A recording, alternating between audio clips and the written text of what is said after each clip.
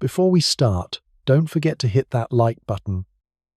Our goal is to reach 500 likes on this video, and with your support, we can make it happen. Now, let's dive straight into the entire history of medieval Spain, Visigothic Spain before the Moorish storm. Picture this. It's the late 6th and early 7th centuries, and the land we now call Spain doesn't look anything like the Spain we imagine today. Forget flamenco, tapas, or castles on the horizon. The Iberian Peninsula was ruled by the Visigoths, a Germanic people who had wandered west after Rome's fall. They weren't just passing through, they built a kingdom, fragile but theirs. And this world would soon face a storm no one could have predicted. But let's not get ahead of ourselves. For now, let's step into their world. The Visigoths settled in Hispania after centuries of turmoil. Picture the ruins of Roman cities, aqueducts, villas, and roads patched up and reused by these new rulers. Their kings tried to pose as Rome's heirs, though their roots were warrior rather than imperial. Their capital was Toledo, perched above the Tagus River, where rulers like Leovigild and Reccared held power. Religion was a central struggle. The Visigoths followed Arian Christianity, clashing with the Catholic faith of most locals. Tension simmered, a ruling elite with its own language and beliefs, facing a Catholic majority. In the late 6th century, King Reccared converted to Catholicism, giving the kingdom a shot at unity. It didn't solve everything, but it was a turning point. Politics, however, was brutal. Kings rose and fell at dizzying speed. Assassinations and betrayals were constant. By the early 8th century, rival nobles tore the realm apart, and while they fought, a storm gathered across the sea in North Africa. Culturally, Visigothic Spain left treasures, golden crowns, jewelled brooches, and the Liber Iudiciorum, a sweeping law code, blending Roman and Gothic practice. Yet peasants lived much as before, working fields, paying dues, struggling to survive. We glimpse their churches, stone buildings with horseshoe arches that foreshadow Moorish designs.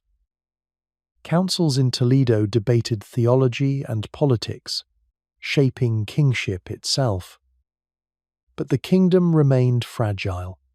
On top of political weakness came famine, plague, and discontent. Some nobles, excluded from power, turned bitter. When the Moors arrived in 711, betrayal may have opened doors. Looking back, collapse seems inevitable, but no one then foresaw it. For more than 2 centuries, the Visigoths ruled, issued laws, and fused with the Roman Iberian world. They were no longer outsiders, yet the storm was coming, led by Tariq ibn Ziyad, who would change the story forever. For now, remember Visigothic Spain as a land in transition. Roman ruins occupied by Germanic rulers, fragile unity through religion, glittering crowns on shaky foundations.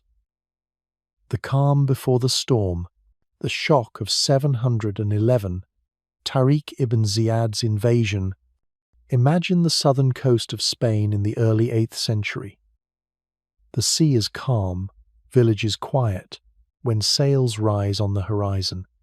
Strange ships approach, carrying warriors with unfamiliar banners, weapons, and faith.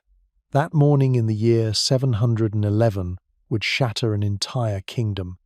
Tariq ibn Ziyad's arrival wasn't just a raid, it was the beginning of a storm that would change Iberia forever. Spain then was ruled by the Visigoths, heirs to Rome but weakened by rivalries. Kings rose and fell, nobles betrayed each other, and loyalty was fragile. So when foreign sails appeared, Spain was already fractured, and fractures are where history presses hardest. Tariq landed with about 7,000 men, mostly Berbers from North Africa. They weren't vast armies, but hardened fighters, led by a bold commander. Legend says he ordered the ships burned, leaving no option but to advance or perish. Whether true or not, the story captures the spirit of that moment, no way home except through conquest. King Roderick rushed south to confront them. His crown was contested, his nobles divided. Still, he raised a large army to crush the invaders. The two forces met at Guadalete. For the Visigoths, it was a fight for survival. For Tariq's men, it was destiny. The battle was decisive. Betrayal split the Visigothic ranks. Roderick was said to have drowned fleeing across a river, his army collapsing with him. Within days, the kingdom unravelled. Cities opened their gates, some resisting briefly, most surrendering in fear. For villagers, it must have felt like the world-ending priests whispering in stone churches, rumours spreading faster than fire in dry grass. Tariq pressed inland, seizing Córdoba, Toledo, and beyond. What began as a small invasion now looked like the foundation of a new world. Out of this shock came Al-Andalus, a Muslim-ruled Spain that would shine in learning and architecture. At the same time, resistance stirred. In the northern mountains, tiny enclaves like Asturias survived, sparking the legend of Covadonga and the first seeds of the Reconquista. Looking back, the invasion feels sudden yet inevitable. Sudden because a kingdom fell in a single season. Inevitable because the Visigoths were already divided. Tariq struck at the moment the cracks were widest. Centuries later, chroniclers remembered him as the commander who burned his ships, toppled a kingdom, and inspired his men with fiery words. Whether every detail is true hardly matters. What endures is the shock the day Spain's old order fell and a new chapter began, the fall of the Visigothic kingdom at Guadalete. Picture this: the early 8th century, long before Spain looked anything like today. Imagine a summer battlefield near a river called Guadalete in the south of Iberia. The air is heavy with dust and the pounding of hooves. On one side, the Visigothic kingdom, an old power that had ruled for centuries. On the other, a force just crossed from North Africa, led by commanders Iberia had never heard of. That clash would erase a kingdom in days. The Visigoths had ruled since Rome's fall. For 3 centuries they adapted Roman laws and built palaces in Toledo. But by the early 700s, the kingdom was unstable. Kings were chosen by nobles, and rivals often killed to claim the throne. Few kings died peacefully. So when Roderick took power, half the nobility rejected him. That weakness set the stage for disaster. Then came the Moors. Tariq ibn Ziyad, a Berber general under the Umayyads, led a small army across the strait in 711. Legend says he burned his ships, declaring victory or death. True or not, it captured the determination of his men. They weren't here to raid, they came to stay. At Guadalete, Roderick faced them with a vast army. His numbers were huge, but loyalty was thin. Some nobles hated him enough to abandon the fight. The Moors, smaller in number, were disciplined and inspired. The clash raged for days. Cavalry slamming infantry, dust-hiding chaos. Then came the collapse. Parts of Roderick's army deserted mid-battle. Some say they fled, others that they betrayed him. Roderick vanished, some claimed drowned, others exiled. Whatever the truth, the kingdom was broken. After Guadalete, Muslim forces swept the peninsula. Toledo surrendered quickly. For the Visigoths, it was the end. For the Moors, it was the beginning of centuries in Spain. Imagine being a villager, raised under Visigothic kings, suddenly living under new rulers, new faith, a new order. It was a cultural earthquake, and yet the Visigoths didn't vanish. Their laws, nobles, and church endured, feeding into Christian kingdoms of the north. In Asturias, the spark of Covadonga rose from survivors. So, Guadalete wasn't just a lost battle. It opened the door to medieval Spain-Cordoba's mosques, the Reconquista, El Cid. Everything traced back to that river battlefield, when the kingdom fell and history turned. And the strangest part? It all began with weakness within.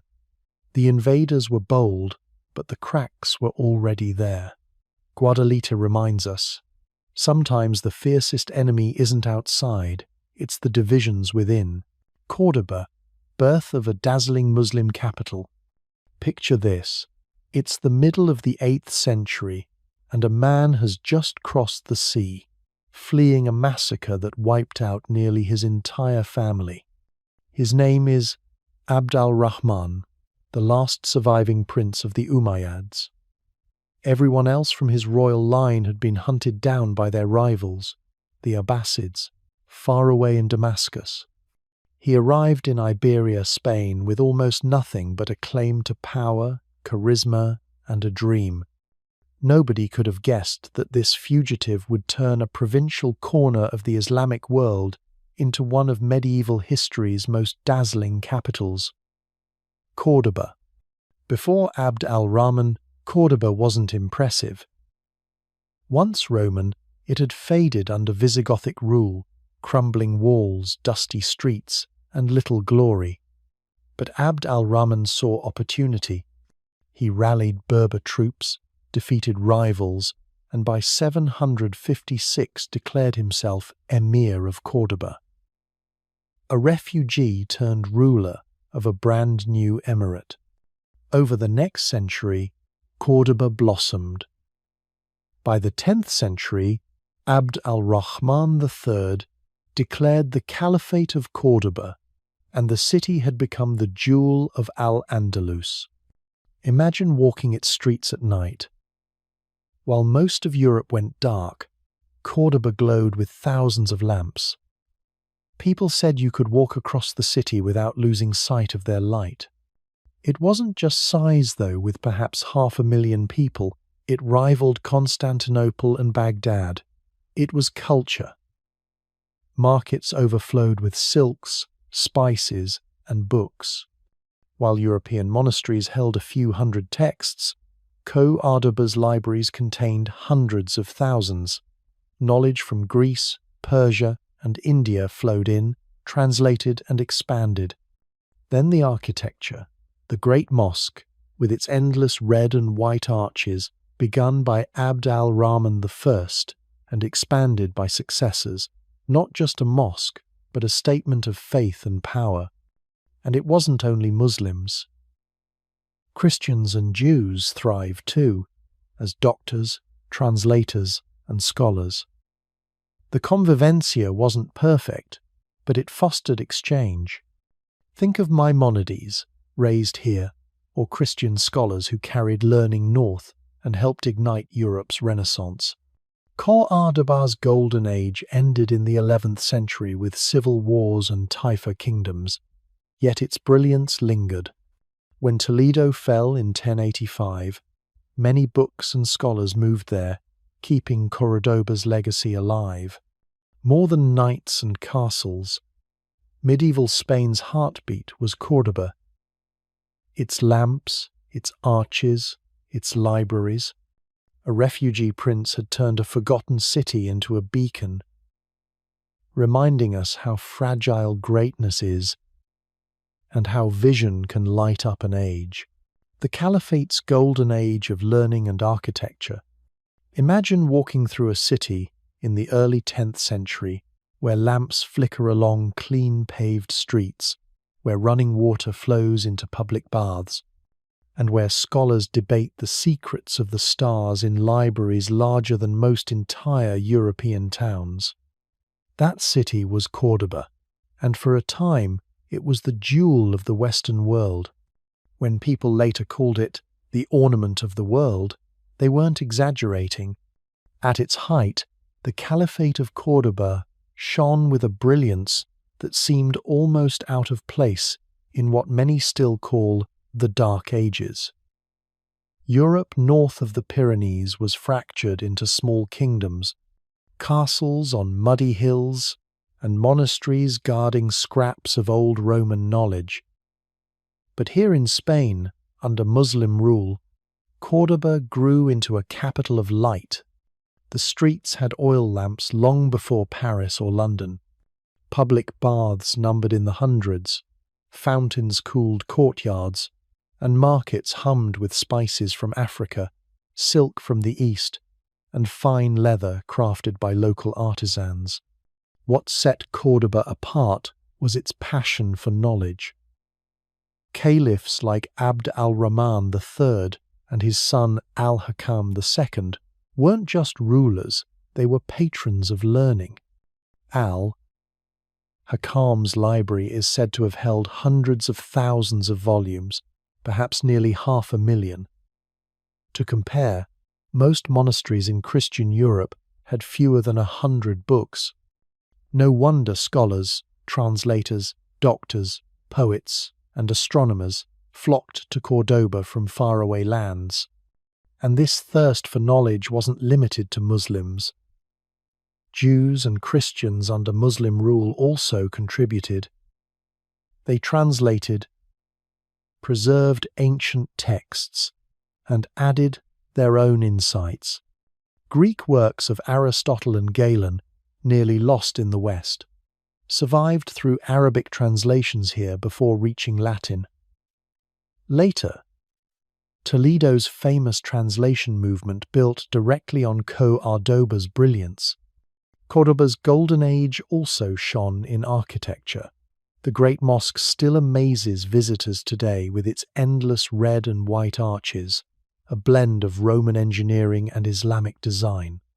The mihrab, its prayer niche, glitters with Byzantine mosaics sent as imperial gifts, proof of the city's wide influence. Imagine kneeling there as sunlight streamed through horseshoe arches. It must have felt like entering another world. And Córdoba was not alone. Across Al-Andalus, palaces and gardens rose that reflected a refined vision of paradise on earth. The most famous was Madinat al-Zahra, the shining city, built just outside Córdoba by Abd al-Rahman III. Picture white marble halls, pools reflecting the Andalusian sky, and carved stucco walls that seemed almost lace-like in their delicacy. Diplomats from across Europe visited this city and left stunned accounts of its grandeur. Sadly, Madinat al-Zahra did not last within a few generations. It was looted and abandoned, a symbol of how quickly fortune could turn, but its ruins still whisper of that lost brilliance. Of course, golden ages don't last forever. After Al-Hakam's reign, Córdoba slipped into civil war, and the great Caliphate fragmented into smaller taifa kingdoms. Those taifas carried some of the cultural torch forward, but the unified brilliance of Córdoba was never matched again. Still, the memory of its libraries, its scholars, and its architecture lingered like an echo, inspiring later generations. When Christian kingdoms pushed southward, they didn't just destroy, they absorbed. Many cathedrals were built atop, or even within old mosques, carrying forward architectural styles that became uniquely Spanish. It's also worth noting how this golden age set the stage for tension later. The very success of Córdoba, its wealth, its learning, its beauty, made it a prize for Christian kings hungry to expand. When Toledo fell in the 11th century, much of the treasure seized was intellectual, manuscripts, scholars, and translators. In that sense, Córdoba's brilliance didn't die. It spread, reshaping not only Spain but eventually the entire course of European history. Looking back, the Caliphate's golden age feels almost like a dream. Imagine the hum of debates in the libraries, the smell of orange blossoms in palace gardens, the sight of glittering mosaics under candlelight. Córdoba reminds us that history isn't a straight line of progress or decline, it's a tapestry of brilliance and collapse, woven again and again. And this particular thread, shimmering with learning and architecture, still catches the light centuries later. Christian kingdoms survive in the northern mountains. When the Visigothic kingdom fell so suddenly to the Moors in the year 711, it seemed as though all of Spain had been swept away in a single storm.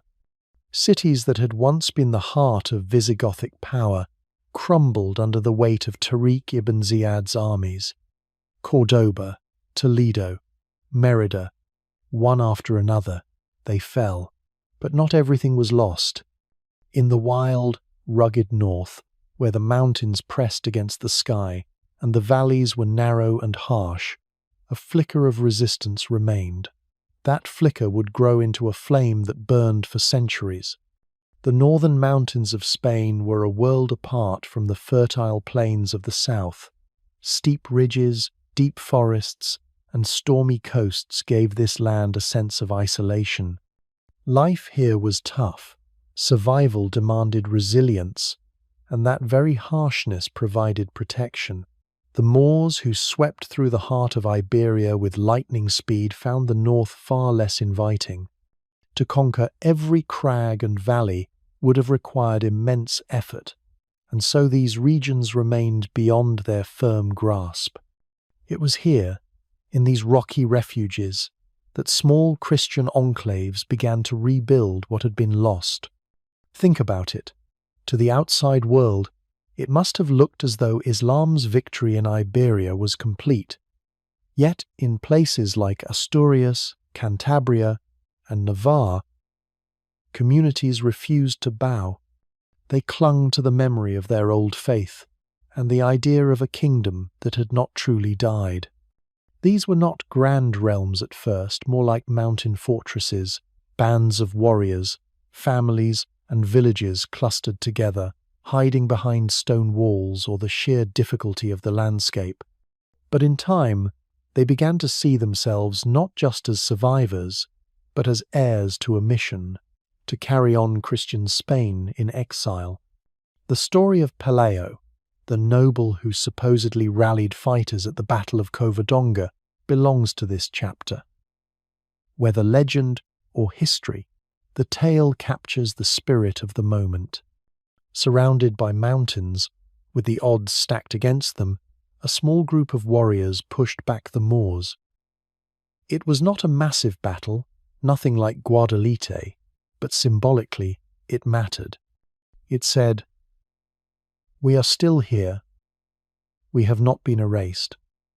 This spirit shaped the rise of the tiny kingdom of Asturias, which saw itself as the seed of a reborn Spain. These mountain kingdoms were never safe. Raids swept through their lands, Moorish armies marched north to punish their defiance, and alliances often shifted with the changing winds. Yet, the geography always gave them an advantage. The Moors could win victories, but they could not hold the mountains forever.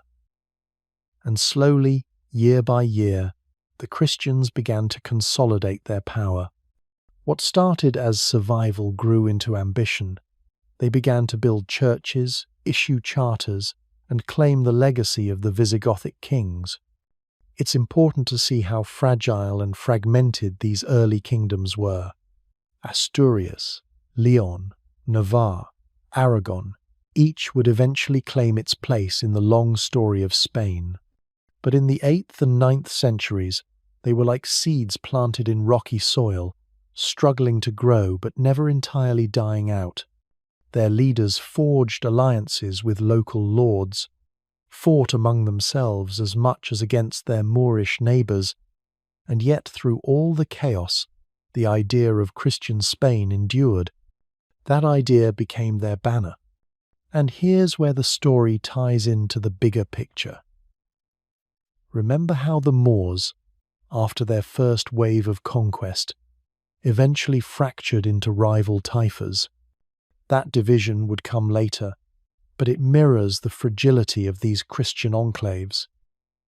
Both sides were fragmented, both vulnerable. Yet for the Christians, their weakness also gave them flexibility. They could bend without breaking, retreat into the mountains when needed, and wait for the moment when fortune tilted in their favour. In the grand sweep of history, it's easy to look ahead to Toledo's capture, to El Cid's battles, to the fall of Granada centuries later. But none of that would have been possible without these mountain strongholds, without Asturias holding on, without Navarre building its resilience, without Aragon carving out a frontier. There might never have been a Reconquista at all. These were the first sparks, fragile but stubborn, that lit the long fire of resistance. So imagine those mountain valleys, smoke rising from stone houses, bells ringing from small wooden churches, warriors keeping watch on high ridges as Moorish patrols passed below. These people lived with constant danger, but also with an unshakable belief that they were carrying something forward, a memory, a faith, and a dream of a kingdom that would rise again. They didn't know it yet, but their survival was the beginning of a story that would last for centuries, the slow, relentless push south that we remember today as the Reconquista. The rise of Asturias and the legend of Covadonga, high in the misty mountains of northern Spain, where steep cliffs meet rushing rivers and valleys curl into the clouds, a spark of resistance was lit in the early 8th century. The year was not long after Tariq ibn Ziyad's stunning invasion had toppled the Visigothic kingdom, leaving most of Iberia under Muslim rule. Yet in these rugged landscapes, far from the great plains and glittering cities, a handful of survivors would write the opening lines of a story that would stretch for centuries, the Reconquista. And at its heart was a battle remembered less for its scale than for its symbolism, the legend of Covadonga. To imagine the rise of Asturias, you have to picture Spain in the aftermath of 711. The Visigothic crown had crumbled after the Battle of Guadalete. Toledo, Córdoba, and Seville fell quickly. For ordinary people, the new rulers of Al-Andalus seemed unstoppable. But the north was different. The Cantabrian and Asturian mountains were wild, difficult terrain where even Rome had struggled to fully impose its will. Here, small communities held tight to old traditions, and here, survivors of Visigothic nobility and soldiers retreated to regroup. One of them was a man named Peleo, sometimes described as a noble of Visigothic blood, other times as a local chief. His life before Covadonga is wrapped in mystery, but what matters is that he became the figure around whom discontent and hope gathered. To the local Asturians, he was not just a leader but a rallying point, someone who dared to say that the Moors could be resisted. In a world where defeat had seemed total, that was a radical belief. The clash at Covadonga came around the year 722. Though exact dates are debated, Muslim forces, determined to crush this pocket of resistance, marched into the mountains. What they found was not an open battlefield, but a narrow gorge where Peleo and his followers prepared their stand. Imagine it. Steep cliffs rising like walls, echoing caves, and warriors hidden among rocks waiting for the enemy to press forward. It was not the size of Pelayo's force that mattered by most accounts. They were vastly outnumbered, but the terrain, the will to fight, and perhaps the conviction that history itself was on their side. Legend says the battle turned in miraculous fashion. Arrows and stones hurled by the Muslims struck the cliffs and bounced back, as if nature itself protected the Asturians. From their position, Pelayo's men rained down attacks, and the invaders, unable to maneuver, faltered. What began as a skirmish turned into a rout. The survivors fled, and the mountains were left in Christian hands. Covadonga was no great military conquest compared to Guadalete or Córdoba, but symbolically, it was thunder. For the first time since the shock of 711, someone had pushed back. From this victory rose the tiny kingdom of Asturias. At first it was little more than a cluster of valleys and fortresses, but its importance was immense. It proved that resistance was possible. Over time, Asturias grew into a beacon for Christian refugees from the south. A fragile, yet enduring base of power. While Muslim Córdoba was rising into a dazzling capital of Al-Andalus in the north, a different vision of Spain was quietly forming. Covadonga became more than just a memory. It turned into a legend, a story told and retold to inspire generations. Chroniclers painted Pelayo as a chosen leader, divinely guided to defend Christianity in Spain. Later, kings of León and Castile would trace their lineage back to him, using the myth of Covadonga as proof that their cause was not just political but sacred. Even centuries later, when castles dotted the land and crusader knights marched under papal banners, the tale of Pelayo's stand in the mountains still echoed. What makes this moment even more fascinating is how it connects to both the past and the future. Pelayo's defiance was rooted in the ruins of the Visigothic kingdom. He and his men carried fragments of that broken order into the mountains. But his victory also laid the groundwork for what came after. The slow, uneven, but relentless Reconquista. Remember how we spoke of Tariq's invasion as a shock? Covadonga was the first shock in the opposite direction, tiny compared to the armies of Al-Andalus, but immense in meaning. Asturias itself would never be the grand centre that Córdoba was, nor did it match the splendour of later realms like Castile or Aragon. Yet it mattered because it endured. From its narrow valleys grew a line of kingdoms that eventually pushed southward, one ridge, one plain, one city at a time. Without that first stand, the story of medieval Spain might have been very different. And so, high in the misty mountains, a legend was born. The Moors had swept across Spain like a tide, but in the gorge of Covadonga, the tide met a rock, small, stubborn, immovable. From that rock rose Asturias, and with it the dream of a different Spain, Frankish frontiers, and the creation of the Spanish March. Imagine riding along the rugged Pyrenean valleys in the early 9th century. To the north, the lands of the Franks, ruled by a dynasty whose power stretched from the Atlantic to the Alps. To the south, Al-Andalus, the Muslim-ruled territory of Iberia.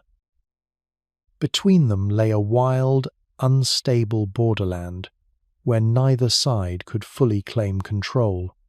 This border would become something new, something carved out of war, politics, and survival, the Spanish March. The story begins with Charlemagne, the great Frankish king whose empire was ambitious enough to rival Rome's. Charlemagne dreamed of pushing his influence beyond the Pyrenees. He wanted a protective buffer zone that would keep the power of Córdoba at arm's length. But this was no simple expansion. The Franks had learned, often the hard way, that Iberia was not an easy prize. In fact, One of the most famous disasters of Charlemagne's reign happened when he first tried to move into Spain. That disaster was the retreat from Zaragoza in the year 778. Charlemagne's army had crossed into Iberia, hoping to capture the city, but the campaign fell apart. On their way back through the mountains, the rearguard of his forces was ambushed at Roncesvalles by Basque fighters. It was there that Roland, a heroic figure in later legend, met his end. The Song of Roland would transform that ambush into a tale of knightly sacrifice, but in truth it was a bitter lesson. Spain would not be conquered so easily, yet Charlemagne didn't give up. Instead of marching blindly into the heart of Al-Andalus, he shifted strategy. He began building a frontier zone south of the Pyrenees. Rather than a single conquest, it would be a patchwork of counties and fortified towns. Each was ruled by a count loyal to the Franks, tasked with defending the border against Muslim raids. Over time, this buffer came to be called the Spanish March. Counties like Barcelona, Girona, and Urgell became the backbone of this frontier. Their leaders were expected to hold strong against sudden attacks, but they also had a surprising degree of independence. Far from the Frankish heartlands, they acted almost like little kingdoms, balancing loyalty to their overlords with the realities of local power. In practice, the march was less about central control and more about creating a network of defensive outposts, strong enough to slow down enemies and give the Franks breathing room. The Spanish March wasn't just a military invention. It was also a cultural crossroads. The Pyrenees had always been a meeting place of peoples, Franks, Goths, Basques, and the Muslim forces pressing from the south. Farmers rebuilt villages among ruined Roman roads. Traders carried goods across the mountains, blending influences from both worlds. Over time, this region developed its own identity, shaped by constant tension and constant exchange. And then there was Barcelona. In the early 9th century, Frankish forces captured the city, turning it into a key stronghold of the march. Its counts would eventually gain more autonomy, slowly laying the foundations for what would later become Catalonia. So when we think of the Spanish March, it isn't just a forgotten frontier, it's the seedbed of future kingdoms. This frontier also connected deeply to the wider story of the Reconquista.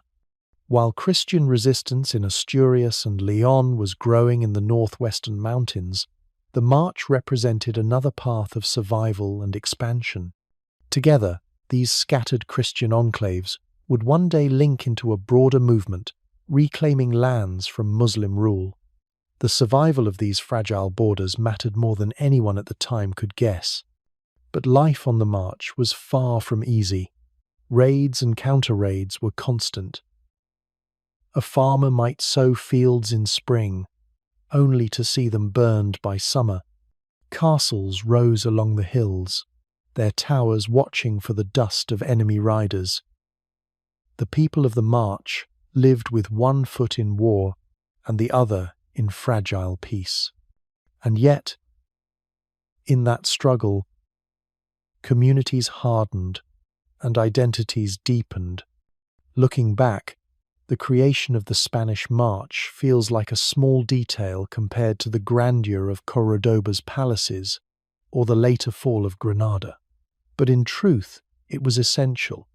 Without that frontier, the Franks might never have secured a foothold beyond the Pyrenees. Without Barcelona and its counties, the Christian push into Iberia might have been delayed or broken entirely. So, the Spanish March was not just a buffer, it was a spark. A thin line of fortresses and loyal counts, standing between two civilizations, it became the foundation for the future of Catalonia and an early piece of the long, winding puzzle that would become medieval Spain. The clash at Guadalete opened the door. Córdoba lit the southern skies, but here, in the shadow of the Pyrenees, another chapter was being written quietly, stubbornly, and with consequences that would echo for centuries. León, Navarre, and Aragon carved their destinies. In the shadow of Córdoba's glittering rise, three small Christian realms in the north were slowly shaping their own paths. They didn't have the vast libraries, the glowing lamps, or the endless arches of a great mosque. What they had instead were rugged mountains, thick forests, and a stubborn determination to survive. These kingdoms, León, Navarre, and Aragon, might have looked weak compared to the Muslim south, but they were laying foundations that would eventually tilt the balance of Spain's destiny. Let's start with León. It grew out of the old Asturian kingdom, that small spark of resistance we talked about earlier at Covadonga. By the 10th century, León had become the leading Christian kingdom on the peninsula. Its kings claimed not only political authority, but also a special legacy. They saw themselves as heirs of the old Visigothic rulers who had once commanded all of Spain. This wasn't just about power, it was about identity. In their minds, León was more than a mountain kingdom, it was the rightful core of a reborn Christian Hispania. That sense of destiny gave them confidence, even when they stood face to face with the might of Al-Andalus. Navarre, tucked away in the Pyrenees, took a different path. Its kings had to balance carefully between powerful neighbours. The Franks to the north, León to the west, and the Muslim states to the south.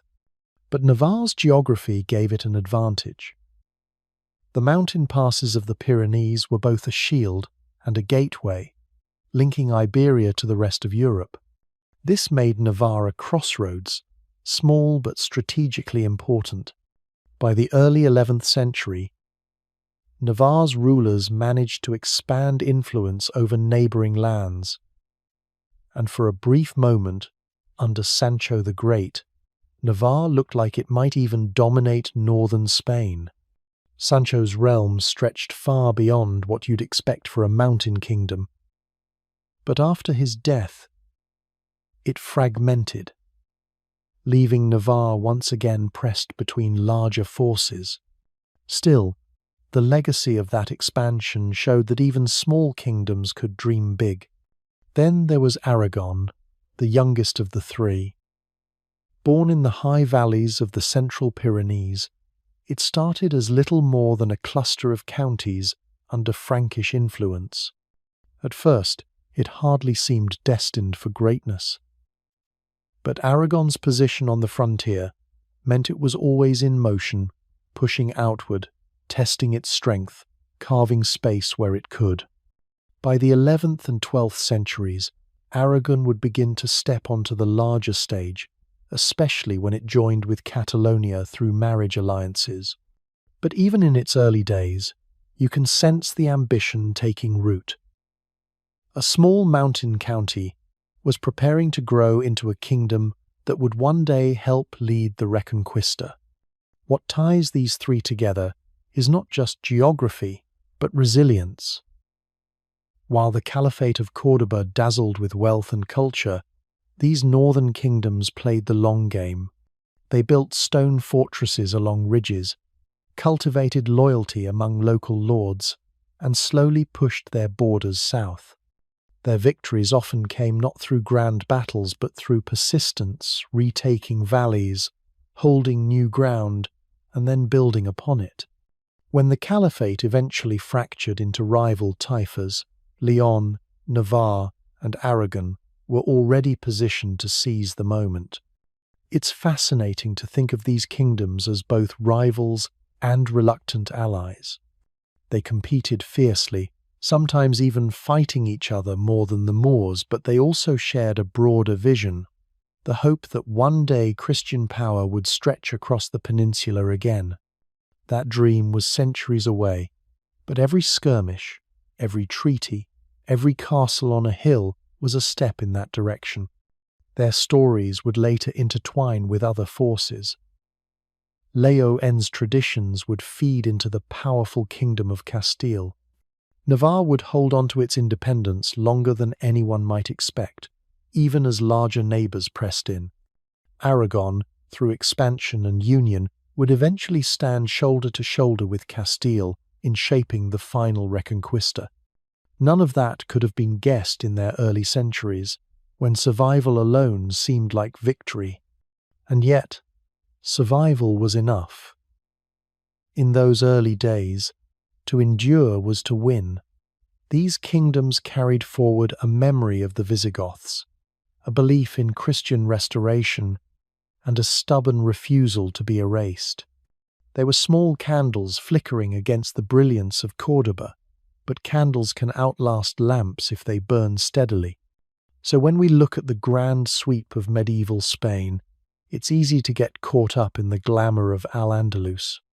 But without León, Navarre and Aragon quietly carving their destinies in the mountains, there would have been no balance, no eventual Reconquista, no united Spain centuries later. These were the roots, hidden but strong, waiting for their moment to grow. The fragmentation of Al-Andalus into rival taifas. Imagine a glittering glass goblet suddenly dropped to the floor. For a moment, it dazzles with beauty, but then it shatters into dozens of smaller pieces. That's exactly what happened to Al-Andalus after the fall of the Córdoba Caliphate. What had once been a unified and powerful Muslim kingdom, a beacon of learning and architecture, cracked apart into tiny rival states known as taifas. Each piece sparkled in its own way, but none could ever match the brilliance of the whole. The collapse began in the early 11th century. After years of internal conflict, weak leadership, and civil wars known as the Fitna, Córdoba could no longer hold together its sprawling territories. By the year 1103, the Great Caliphate was finished, and the once mighty empire splintered into about 35 independent taifas. Some were ruled by Arab elites, others by Berbers, and still others by Slavic freedmen who had risen to unexpected power. At first glance, this didn't seem entirely bad. Many of the taifas became vibrant cultural centres, competing with one another in art, poetry, and architecture. Places like Seville, Zaragoza, Toledo, and Granada blossomed with their own courts and palaces. Rulers, eager to show off their legitimacy, invited poets, philosophers, and musicians to their courts, hoping to outshine their rivals. Imagine wandering through Seville in this period, the air alive with music, poets reciting verses under lantern light, while artisans built new mosques and gardens. In a strange way, fragmentation created a burst of creativity, but politically, the division was disastrous. Each taifa was too small and too weak to resist pressure from the growing Christian kingdoms in the north. León, Castile, Navarre, and Aragon, those mountain realms that had once seemed minor, saw opportunity in the south's disunity. They pushed steadily forward, seizing fortresses and demanding tribute. Taifa rulers often found themselves paying large sums, called parias, to Christian kings in exchange for peace. The irony was painful. The taifas, heirs to Córdoba's glittering wealth, were now financing the very enemies who would eventually conquer them. The taifa rulers weren't blind to the danger, but rivalries often outweighed unity. Seville might ally with Castile to weaken Toledo, while Zaragoza might pay tribute to Aragon to keep Granada in check. These shifting alliances brought temporary safety, but at a terrible long-term cost. By the middle of the 11th century, Christian rulers had grown rich and powerful on the gold flowing from Al-Andalus. Remember how Toledo later became a decisive turning point? The seeds of that victory were planted here, in the era of taifa disunity. Still, we shouldn't think only in terms of decline.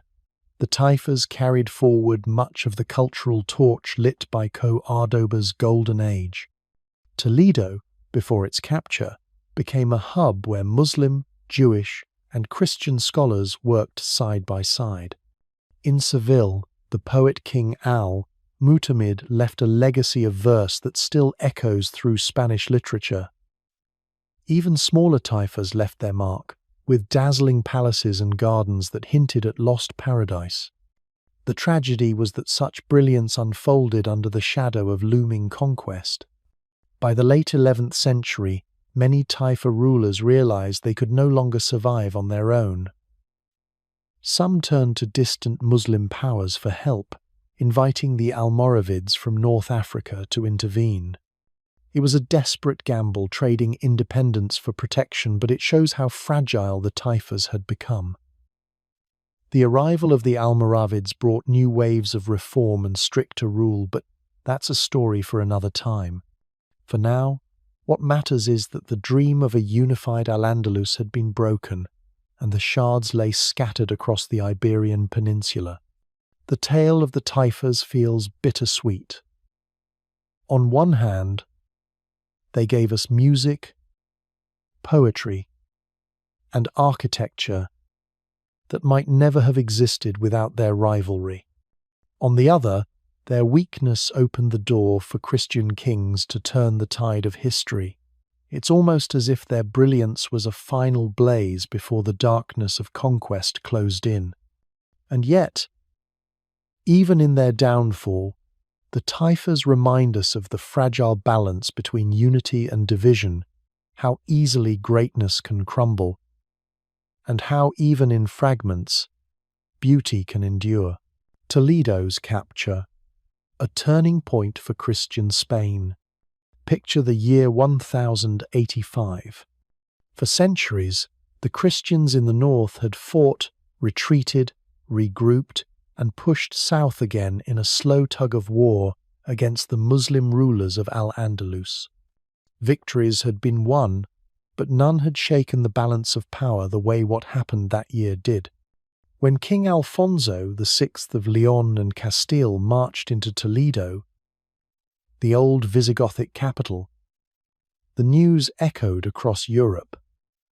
This wasn't just another fortress taken or another patch of farmland gained. This was symbolic, almost mythic. The Christians had seized the very heart of Spain. Toledo was no ordinary city. Perched on a rocky hill, encircled on three sides by the Tagus River, it had once been the crown jewel of the Visigothic kingdom before the Moors stormed in during the year 711.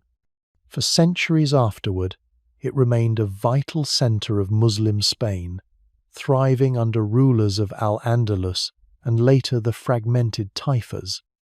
When Alfonso claimed it, he wasn't just winning a prize, he was reclaiming a capital that his people saw as rightfully theirs.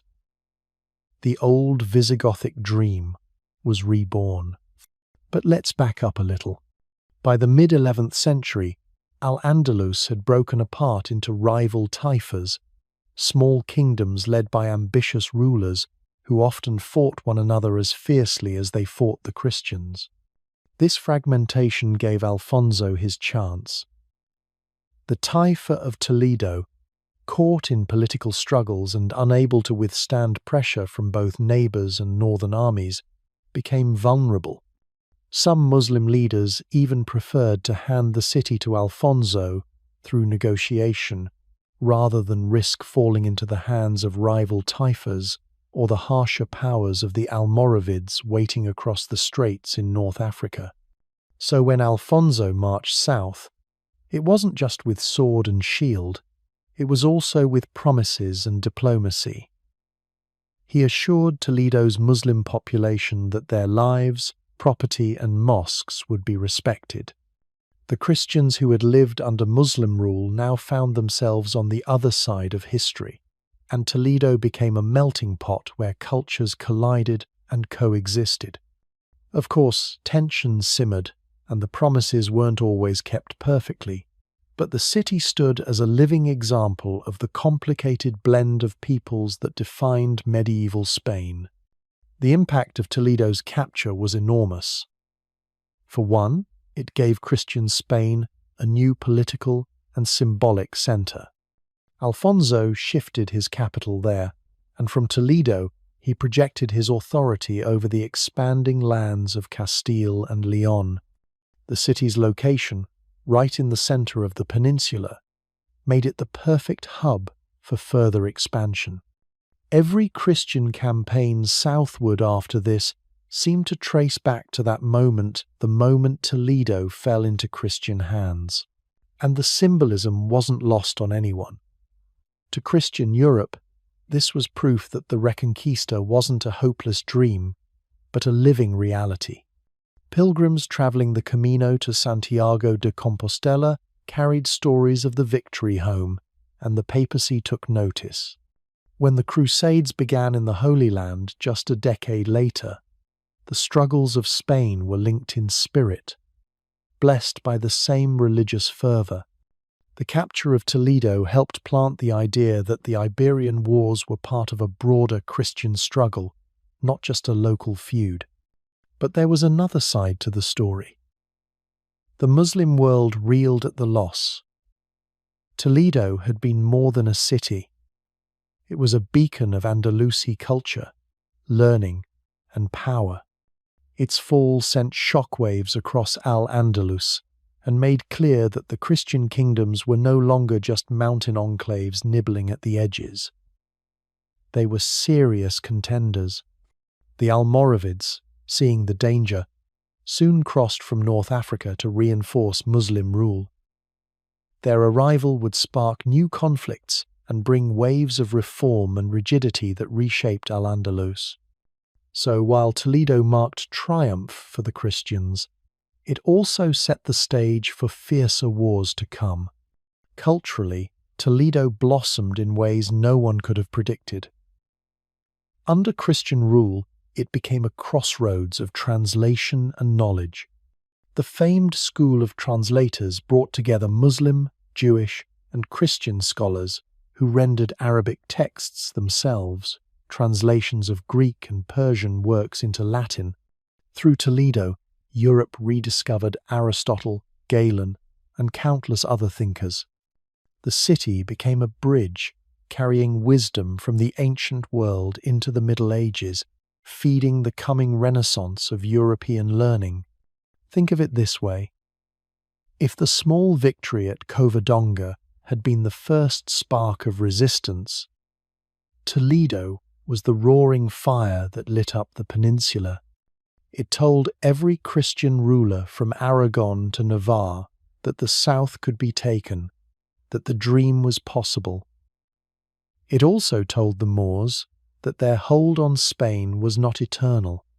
That dual realization would shape the next centuries of warfare, alliances, and betrayals. So when you hear of Toledo's capture, don't think of it as just another fortress falling in medieval times. It was a pivot point, a heartbeat that shifted the rhythm of the whole story. The Christian kingdoms, once huddled in northern mountains, were now stepping boldly into the center of the peninsula. The Reconquista had crossed a line, and Spain would never be the same. The Almoravids and Almohads bring waves of reform. By the late 11th century, Al-Andalus was not the unified power it had once been. The great Caliphate of Córdoba had shattered into rival taifa kingdoms, each ruled by ambitious local leaders. On the surface, this was a golden opportunity for the Christian kingdoms of the north. They pushed southward, testing the strength of their fragmented neighbours. Yet in the Muslim world, news of these defeats and divisions stirred alarm. And from across the strait in North Africa came movements that promised not just military strength, but moral reform.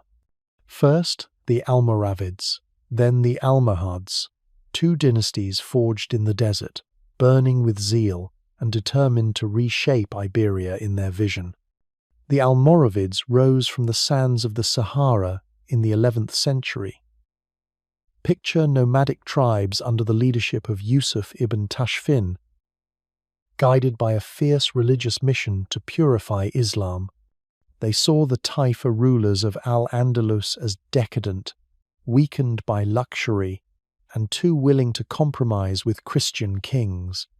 When desperate taifa rulers invited them to help repel Alfonso VI of Castile, the king who had just captured Toledo in 1075, a turning point we'll explore later, the Almoravids answered. In 1086, Yusuf ibn Tashfin crossed into Spain with a disciplined army. At the Battle of Sagrajas, his forces dealt Alfonso a crushing defeat. It was a shockwave across Iberia. Suddenly, the Christians realized they were no longer fighting fractured city-states, but a formidable empire rooted in the deserts of Africa. For the Muslims of Al-Andalus, the Almoravids offered protection but also strict reform. They imposed unity, curbed the excesses of taifa courts, and reintroduced a sterner, more austere interpretation of Islam. But time wears on even the most zealous movements. The Almoravids, who began as desert reformers, eventually built palaces and adopted the trappings of power. Their grip weakened. Out of the Atlas Mountains rose a new force, the Almohads. If the Almoravids had been strict, the Almohads were uncompromising. Founded in the 12th century by Ibn Tumart, who claimed to be the Mahdi, they declared that even the Almoravids had strayed from true faith. The Almohads burned with the idea of absolute unity under a purified Islam. When they swept into Iberia in the mid-12th century, they brought not only armies but sweeping reforms. Their rule was harsher, their religious policies stricter. For Jews and Christians, who had often lived with relative tolerance under earlier Muslim dynasties, life under the Almohads was far less forgiving. Many fled northward into Christian lands. At the same time, the Almohads revitalized Muslim resistance against the growing momentum of the Reconquista. One of their greatest victories came at the Battle of Alarcos in 1195. There they crushed the forces of Castile, proving they were still a formidable barrier against Christian expansion. But history often turns on moments of reversal. Just 17 years later, in 1212, the Almohads faced a united Christian front at the Battle of Las Navas de Tolosa. It was one of the most decisive battles of the Middle Ages in Spain. The Christian kingdoms, long divided, had come together under papal blessing. And this time, the Almohads were the ones shattered. Their defeat marked the beginning of the end of Muslim dominance in much of Iberia. Yet the impact of the Almoravids and Almohads wasn't just military.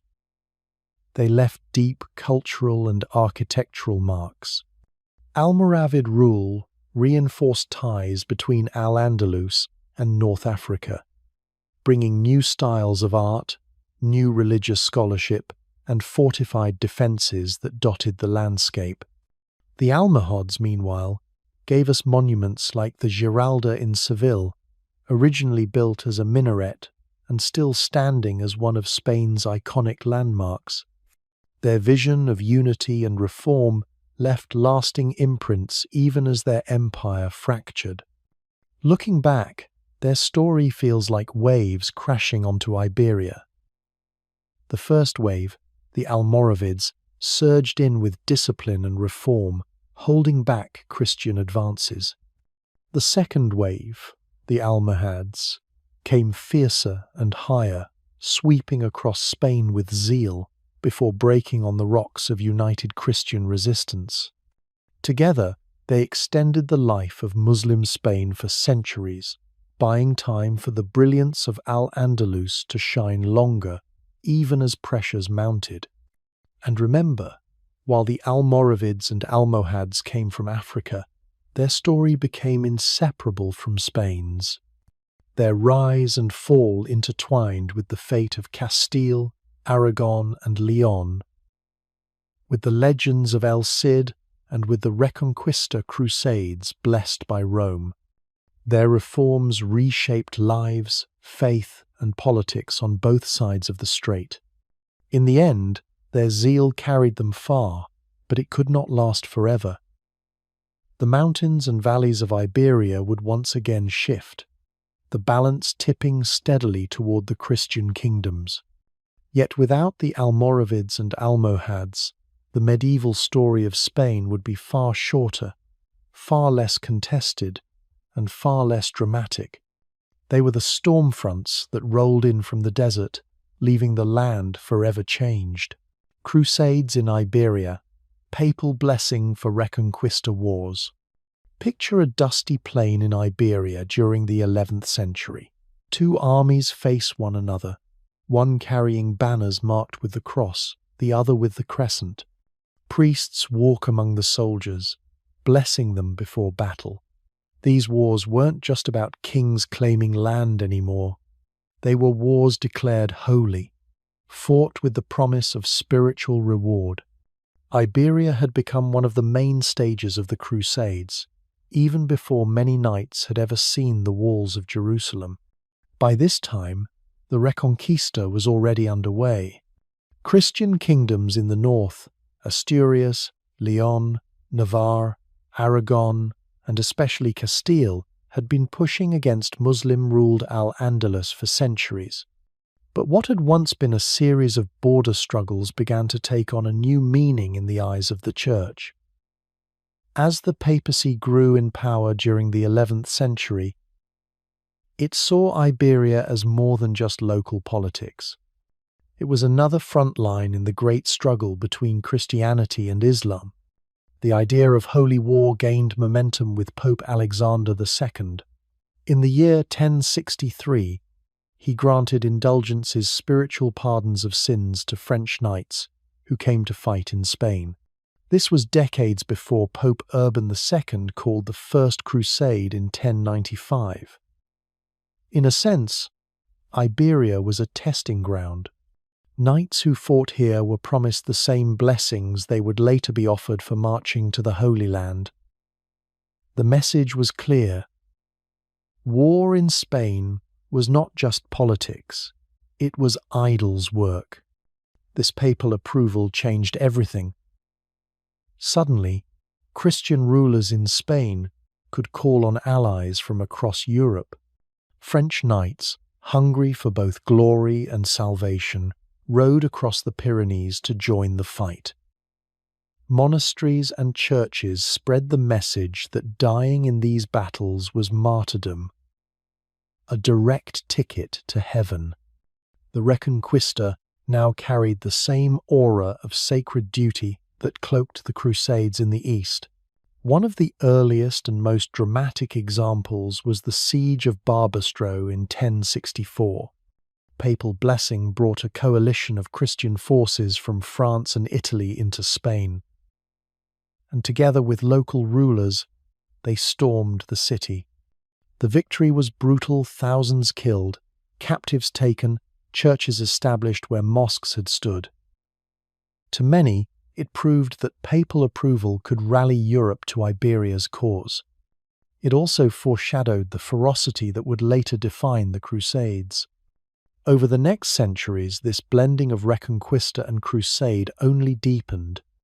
When Urban II launched the First Crusade, Iberian rulers quickly reminded him that their wars were just as holy as those in the Levant. And the papacy agreed. Bulls and decrees flowed from Rome, offering the same indulgences to knights who fought in Spain as to those who fought in Jerusalem. For many warriors, Iberia was even more appealing. It was closer, easier to reach, and promised rich lands as spoils. The 12th century saw this idea reach full force. The Great Battle of Las Navas de Tolosa in 1216 was framed as a crusade, with armies from Castile, Aragon, and Navarre joined by crusaders from beyond the Pyrenees. Priests carried relics into battle, and victory was celebrated not just as a political triumph, but as a divine sign. That victory broke the power of the Almohads and opened vast stretches of Andalusian land to Christian advance. But crusading in Iberia wasn't only about war, it also shaped culture and politics. Orders of warrior monks like the Knights Templar and the Order of Santiago thrived in Spain, guarding frontiers and building castles. Pilgrimage routes, especially the Camino de Santiago, filled with travelers who saw Spain as a land where heaven touched earth.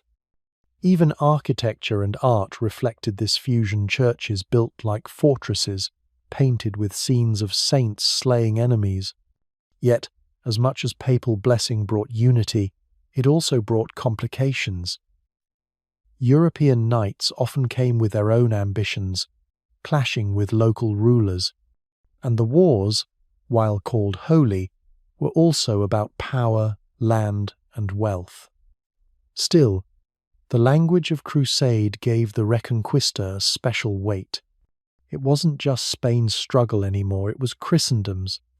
Looking back, it's striking how Iberia stood at the crossroads of two worlds. To the south, Córdoba and later Granada shone with Muslim culture and learning. To the north, kings raised banners of the cross, now backed by Rome itself. When we talk about the Crusades, we usually picture Jerusalem or Antioch, but Iberia was just as central. In fact, for many Europeans, the first crusade they ever joined was across the Pyrenees, not the Mediterranean. And so, the papal blessing transformed the Reconquista. What had begun as fractured wars between neighbours became something much larger. A holy struggle that tied Iberia to the spiritual map of medieval Europe. The clash at Guadalete had opened the door. The Caliphate of Córdoba had dazzled the world.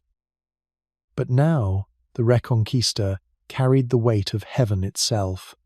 For centuries to come, every campaign, every siege, every march south would echo with the promise of salvation, the marriage of power. Castile and Aragon grow strong. Sometimes history turns not on the battlefield but at the altar. Imagine two crowns, two kingdoms, with their own ambitions, rivalries, and traditions. For centuries, Castile and Aragon had gone their separate ways, sometimes fighting the Moors, sometimes quarrelling with each other, always competing for dominance. And yet, in the late 15th century, a single marriage would fuse their destinies, setting the stage for the birth of Spain as we know it. Castile was the larger and richer of the two. Born from León and hardened by endless wars on the frontier, Castile grew into the powerhouse of Christian Iberia. It controlled vast plains perfect for grazing sheep, which meant wool one of the most lucrative exports of medieval Europe.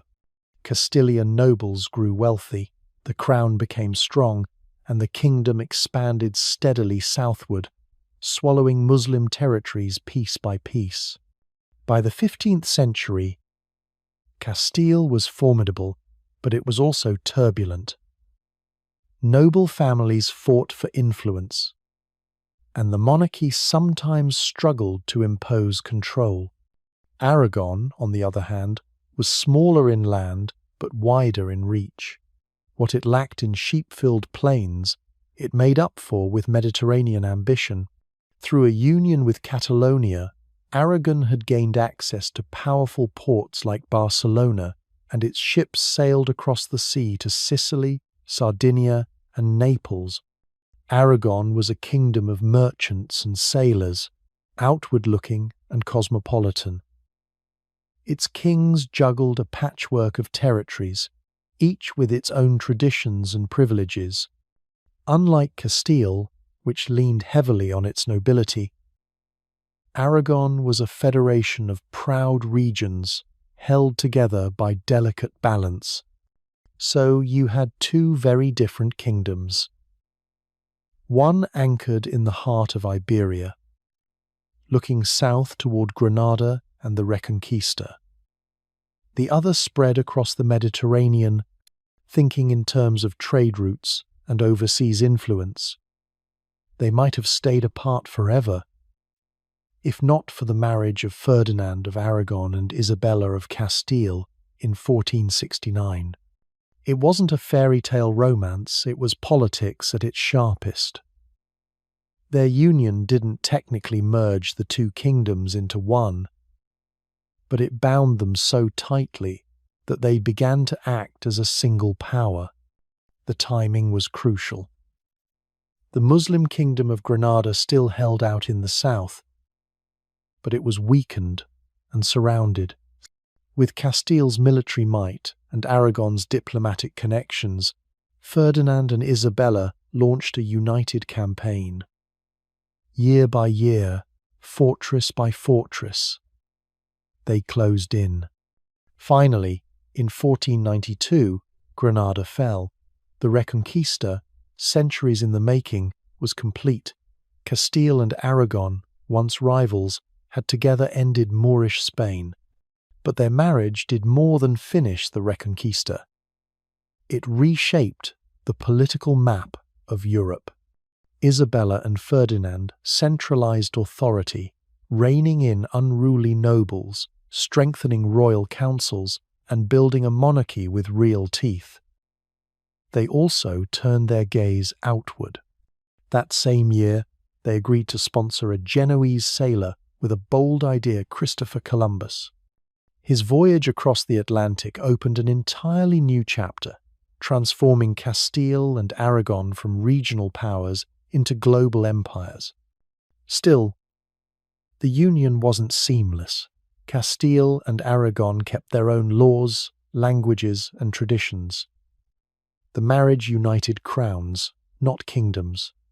People in Barcelona didn't suddenly become Castilian, and nobles in Toledo didn't start caring about Sicilian affairs. Yet, the vision of a greater Spain began here, in this partnership. The crowns learned to pull in the same direction, and that momentum would carry forward for generations. It's worth remembering how fragile it all was. Before Isabella secured her throne, Castile had been racked by civil war. Before Ferdinand inherited Aragon, the crown was deeply entangled in Mediterranean rivalries.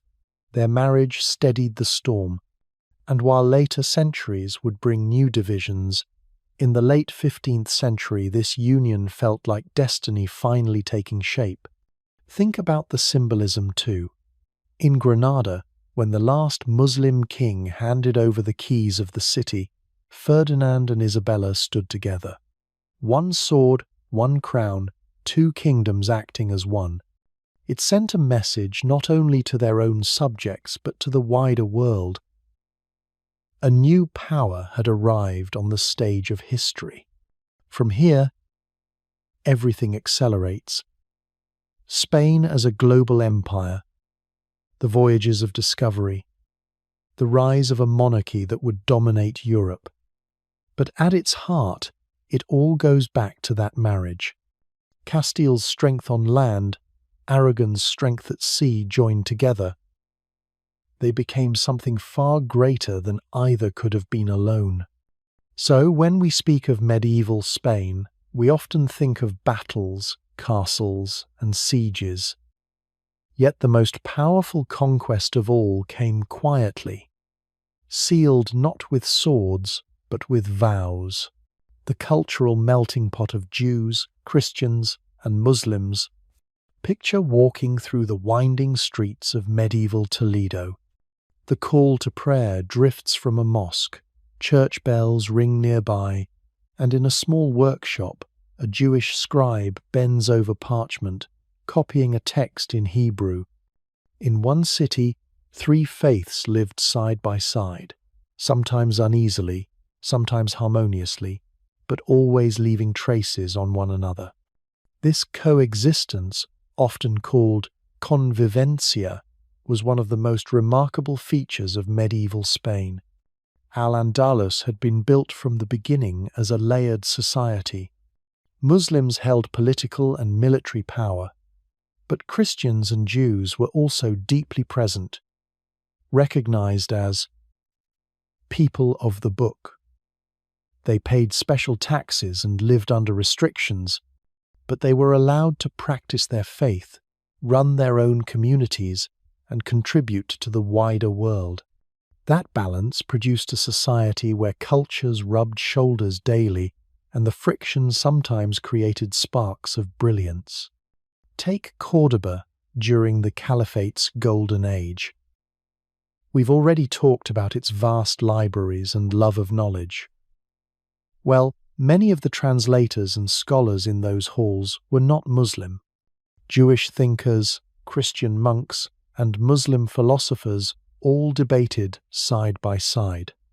It was here that Greek philosophy found its second life. Aristotle, Galen, and Ptolemy came into Europe not directly from Greek, but through Arabic translations, often refined by Jewish or Christian scholars. Without this cultural triangle, Europe's later Renaissance might never have happened. One of the brightest figures of this melting pot was Maimonides, a Jewish philosopher born in Córdoba in the 12th century. Forced to leave during times of persecution, he carried with him the spirit of Andalusian thought. His works blended Jewish theology with Aristotelian philosophy, deeply influencing both Jewish and Christian thinkers for centuries. Alongside him, Muslim scholars like Averroes wrestled with the same questions of reason and faith, leaving a legacy that spilled far beyond Spain.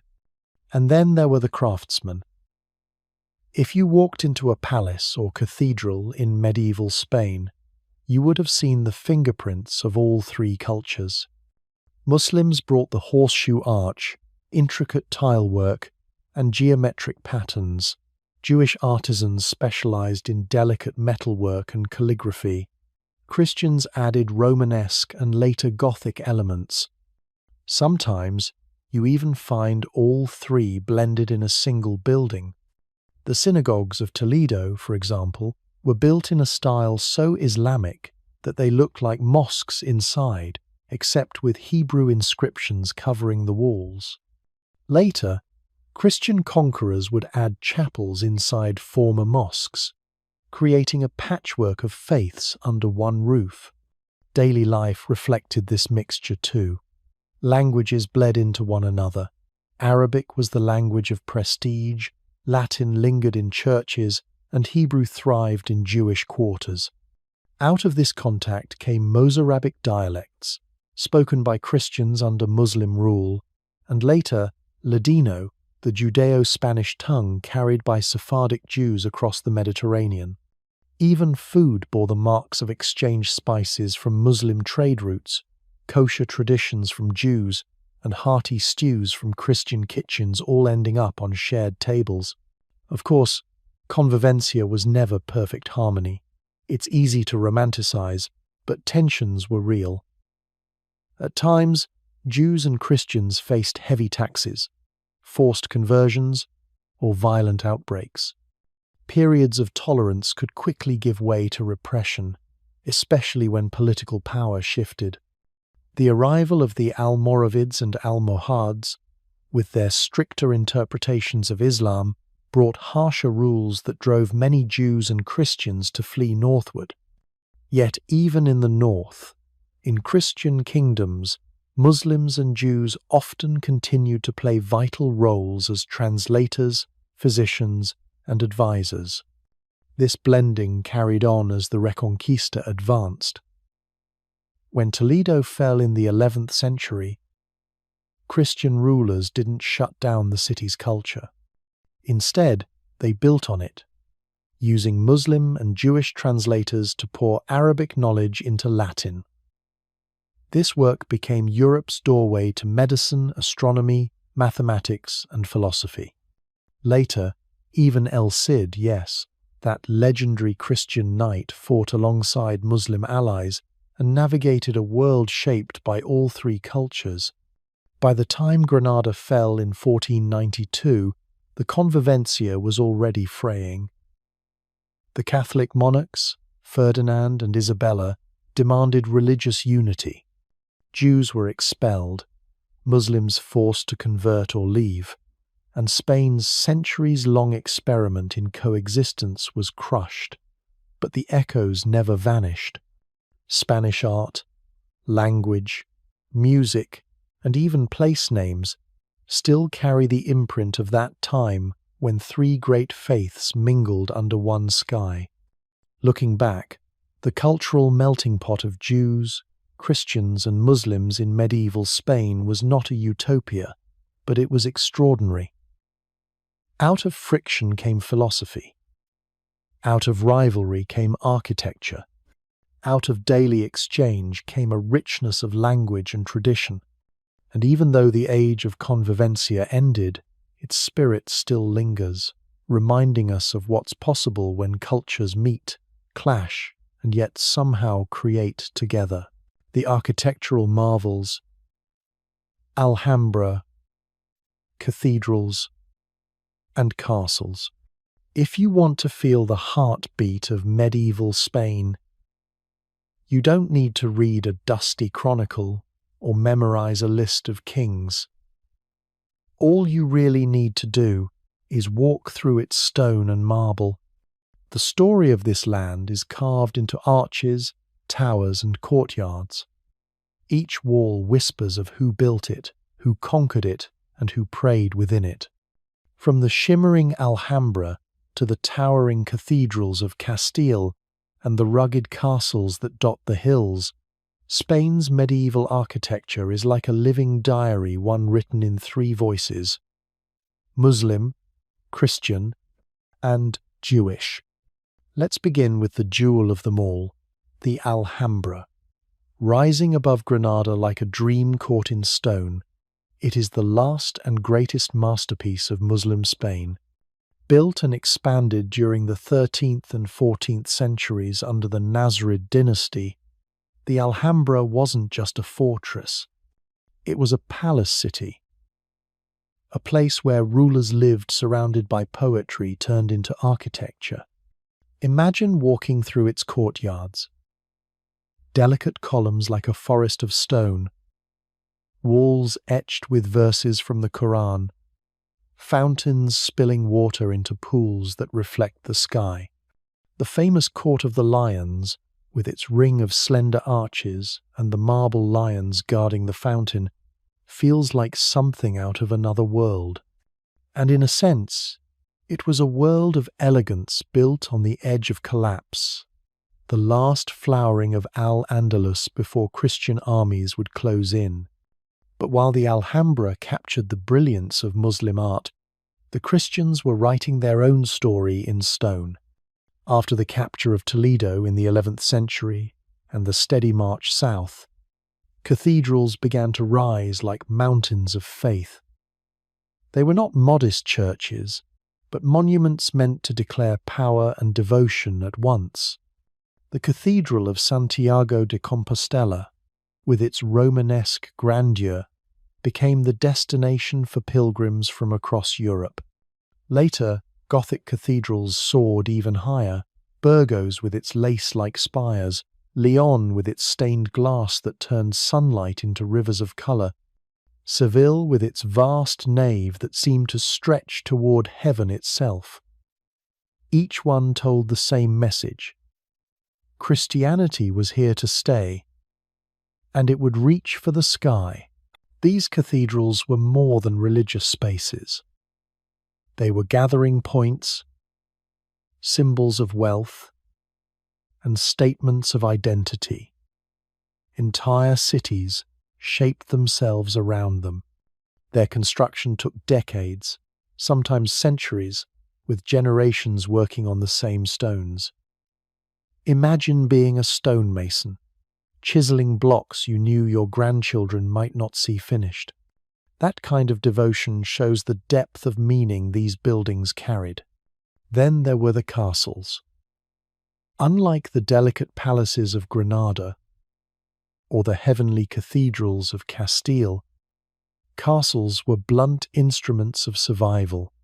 They rose on rocky hills and along frontier lines, built to withstand siege and announce dominance. From the castles of Navarre to the mighty Alcazar of Segovia, these fortresses tell the story of constant war and shifting borders. The Reconquista was not a straight march south.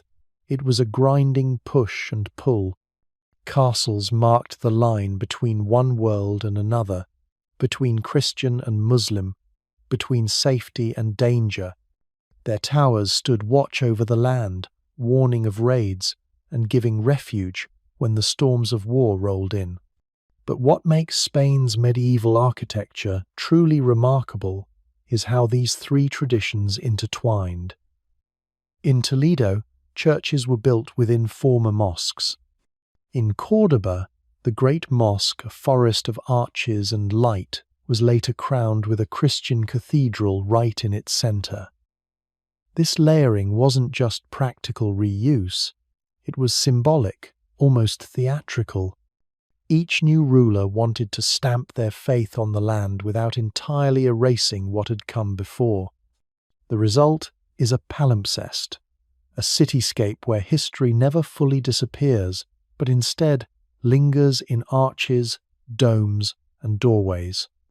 Jewish architecture, too, added its own voice. Synagogues in Toledo and Córdoba, decorated with stucco patterns reminiscent of Islamic design, show the shared artistic language of the time.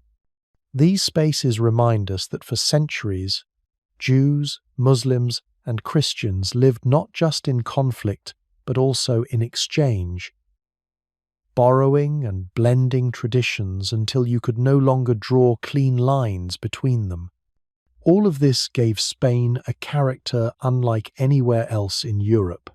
While northern lands built stark Gothic cathedrals and fortress keeps, Spain became a land where a single city could hold a mosque, a cathedral, a synagogue, and a castle, sometimes almost side by side. The result is a landscape where every building feels like part of a dialogue, each one answering the last. So when we talk about medieval Spain, don't just think of kings and battles. Think of standing in the shadow of a Burgos spire, or hearing your footsteps echo in the Alhambra's halls, or watching the sunset from the ramparts of a castle. These structures are more than stone. They are memory. They are resilience. And they are the clearest reminder that Spain's medieval story was never simple, but always breathtaking. El Cid, warrior, mercenary, and Spanish legend.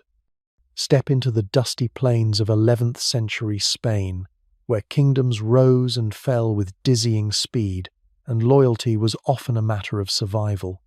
In this world of shifting alliances, one man's name thundered louder than all others: Rodrigo Diaz de Vivar, remembered forever as El Cid. To some, he was a Christian hero who fought to reclaim Spain. To others, he was a mercenary who served whoever paid him best, even Muslim rulers. And yet, through victories, betrayals, and legends woven after his death, El Cid became something greater than a man. He became the very symbol of medieval Spain's spirit. Born around 1043 near Burgos, Rodrigo grew up in a frontier land where Christian and Muslim realms rubbed constantly against one another. He was not a king, not of royal blood, but his talents were undeniable. Sword in hand, he earned his place in the service of Sancho II of Castile, fighting in the brutal wars between Castile, León, and Navarre. It was here that Rodrigo's skill as a commander first showed itself. Battles were not just about courage but strategy, and El Cid, though he was not yet called, that proved he had both. When Sancho died, and his brother Alfonso VI took the throne, Rodrigo's fortunes changed. Suspicion clouded his relationship with the new king, and eventually he was exiled. For many knights, exile meant ruin. For Rodrigo, it became an opportunity. Cast out from his homeland, he turned his sword toward whoever would hire him. This was the age of mercenary captains, and Rodrigo became the most feared of them all. It was in Muslim-ruled Zaragoza that his legend began to grow. Imagine the shock of Christian knights seeing Rodrigo fighting under the banner of an emir, leading Muslim soldiers into battle against other Christian lords. To his enemies, he was a traitor. To his followers, he was simply doing what a warrior must: surviving, thriving, and seizing glory where he could. From this time came the name El Cid, from the Arabic Al-Sayyid, meaning the Lord. Even his enemies could not deny his authority, yet destiny pulled him back into the struggle between Christian and Muslim Spain. By the late 11th century, the Reconquista was heating up. Alfonso VI, the same king who had exiled him, needed skilled commanders. El Cid returned, but never as a loyal subject. He was always his own man, carving out his power with both cunning and the sword. His greatest triumph came with Valencia. Through siege and battle, through patient maneuvering and raw determination, El Cid captured the wealthy city in 1094. For 5 years, he ruled it as his own principality, blending Christian and Muslim traditions, commanding both with authority. Valencia, under El Cid, was a rare glimpse of what a mixed Spain could look like, though it was held together by his sheer will. Even after his death in 1099, his widow Jimena defended the city for years, carrying forward his legacy of resilience. The man himself was complex. He fought Muslims, but also served them. He defended Christian lands, but also raided them when it suited him. He was exiled, celebrated, mistrusted, and adored. That ambiguity is exactly why his legend endured. Later generations, hungry for heroes, polished him into a paragon of Christian knighthood.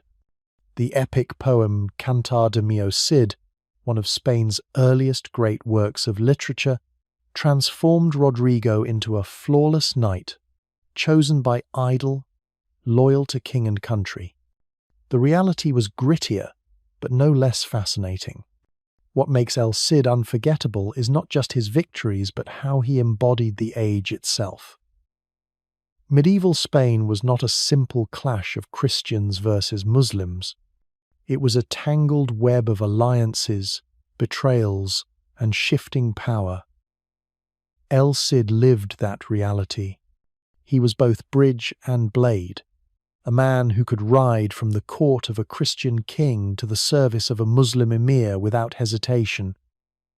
In doing so, he blurred lines that later historians tried to draw sharply. Even today, his shadow lingers across Spain. Statues of El Cid rise in plazas, his name echoes in history books, and the idea of him as both warrior and legend endures. Was he a mercenary, a hero, a conqueror, or a pragmatist? Perhaps he was all of these at once. That is why his story continues to captivate. When you think back to the shock of Tariq ibn Ziyad's invasion or the stubborn stand at Covadonga, El Cid feels like the fiery middle chapter, the man who carried both the chaos and the promise of medieval Spain in his saddlebag. His sword cut through enemies and myths alike, and what remained was legend. El Cid may have lived in exile, fought under many flags, and ruled as neither king nor emperor. But in the end, he became something rarer, the embodiment of a nation's memory, Granada. The last Muslim kingdom under pressure. Picture a city of whitewashed houses clinging to the hillsides, towers rising above them, and the snow-capped Sierra Nevada glittering in the distance. This was Granada in the late Middle Ages, a jewel of beauty, but also the last Muslim stronghold in all of Spain. By the 14th and 15th centuries, everything around it had changed. Córdoba had fallen long ago, Seville had been taken, and Toledo had been Christian for centuries.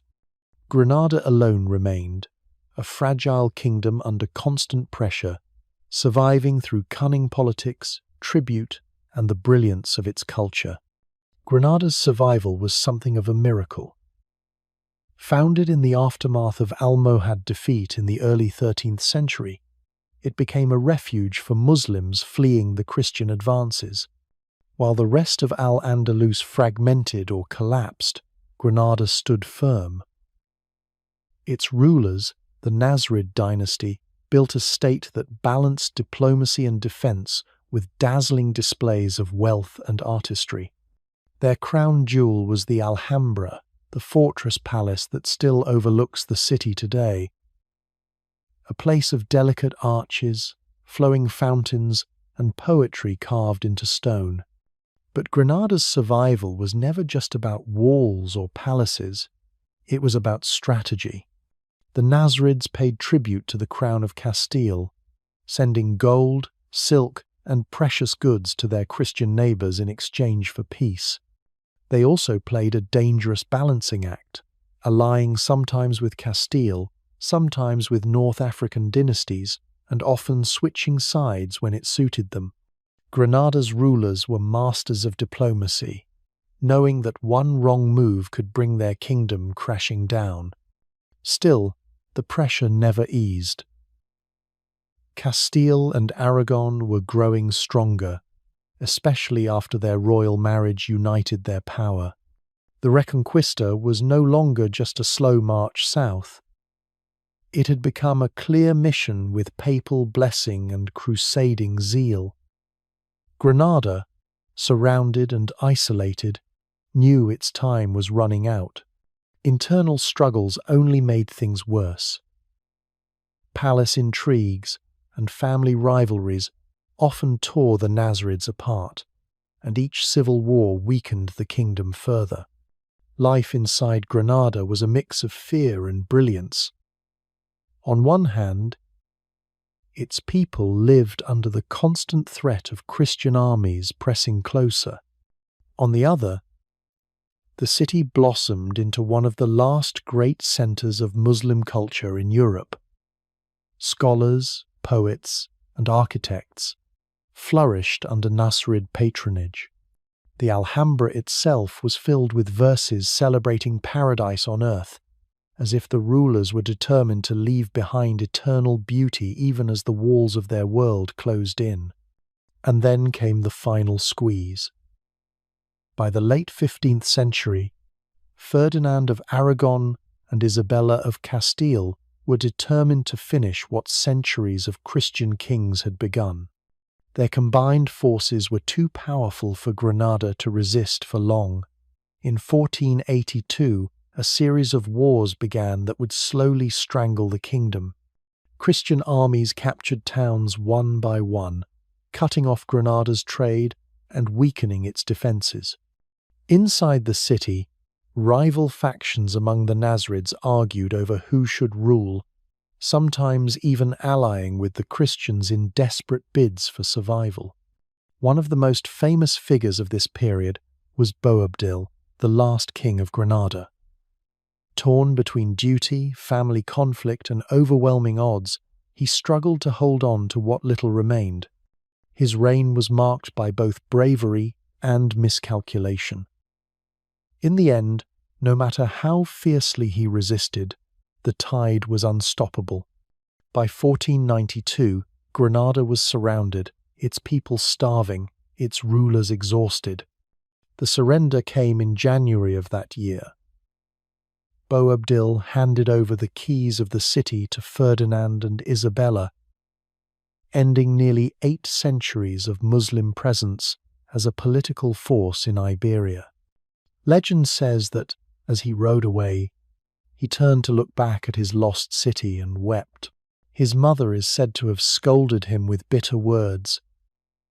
"Do not weep like a woman for what you could not defend like a man."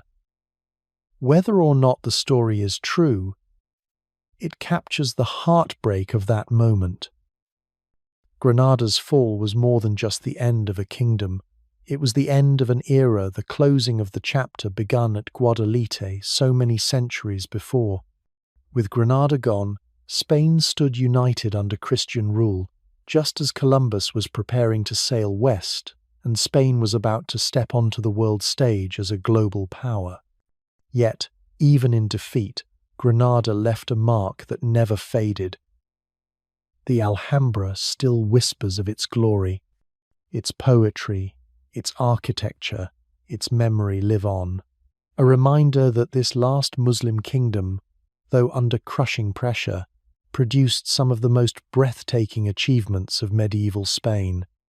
And in that beauty the spirit of Granada endures.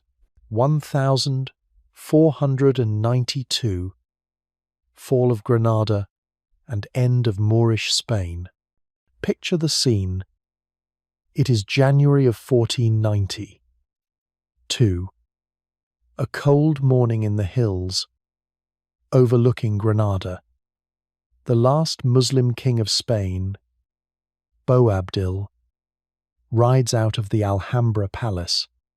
Behind him lie the red walls and graceful arches of the last Moorish stronghold in Iberia. Ahead, waiting with banners of Castile and Aragon, stand Ferdinand and Isabella, the Catholic monarchs. In that moment, nearly 8 centuries of Muslim rule in Spain came to an end. Granada had held out longer than anyone expected. While the Caliphate of Córdoba had collapsed centuries earlier and most of Al-Andalus had been swallowed by Christian kingdoms, Granada endured.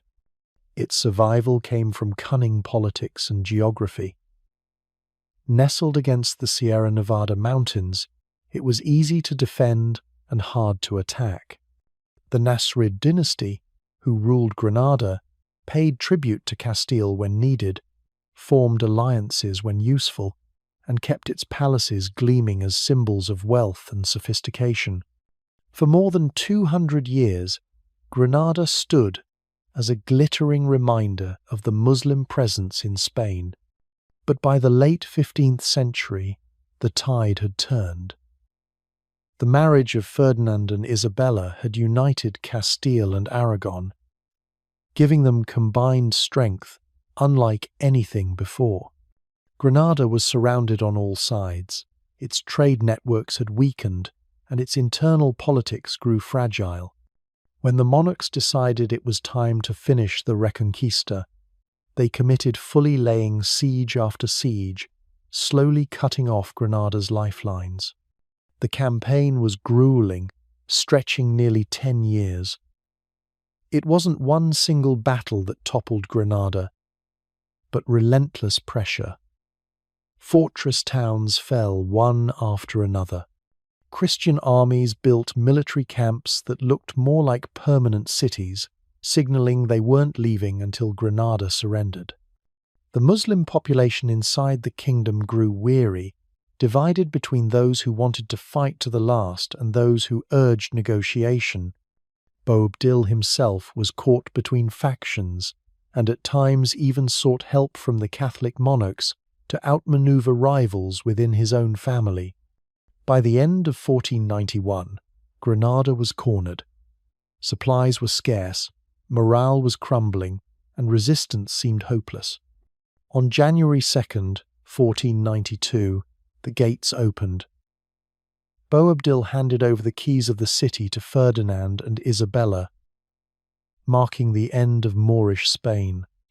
Legend says that as Boabdil rode away, he paused at a mountain pass for one final look at his lost city. His mother is said to have told him, "Weep like a woman for the city you could not defend like a man." Whether true or not, the the story captures the sorrow of that final departure. The fall of Granada was more than a military victory, it was a turning point in world history. For Spain, it meant unity under Christian rule for the first time since the Visigoths. Ferdinand and Isabella had achieved what generations of kings had dreamed of. The Reconquista was complete. The symbolism was powerful. At the same time that Granada fell, Spain was looking outward. That same year, Columbus set sail west under the monarch's patronage, beginning the age of exploration and empire. Spain's focus shifted from reclaiming its own land to reaching across oceans. But the triumph carried shadows. The surrender terms had promised religious tolerance for Muslims, allowing them to keep their customs, language, and faith. At first, this was honoured. Yet, within a few years, pressure mounted for conversion. The forced baptisms, the destruction of Arabic manuscripts, and the rise of the Inquisition marked a harsh new reality. The convivencia of Córdoba and Toledo, fragile as it had been, gave way to suspicion and persecution. Many Muslims and Jews chose exile rather than give up their identity. Spain gained unity, but at the cost of losing the rich diversity that had once made it so extraordinary. Still, the memory of Granada endures. The Alhambra, with its poetic inscriptions and shimmering courtyards, stands today as a testament to the brilliance of Moorish art and architecture. Walking through its halls, you can almost feel the weight of that last winter, when the fate of a kingdom hung in the balance. So 1492 wasn't just the end of Moorish Spain, it was the dawn of a new world. In 1 year, Granada fell, Columbus set sail, and Spain stepped onto the global stage. From the ashes of Al-Andalus rose a united monarchy, ready to shape centuries of history.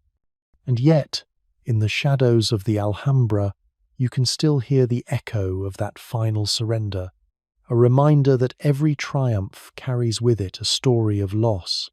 Legacy of medieval Spain in modern identity and culture. Close your eyes and think of Spain today. Maybe you picture flamenco dancers in swirling red dresses, a plate of tapas under the Mediterranean sun, or the silhouette of a castle against rolling hills. But beneath every image of modern Spain lies a story that reaches back to its medieval past.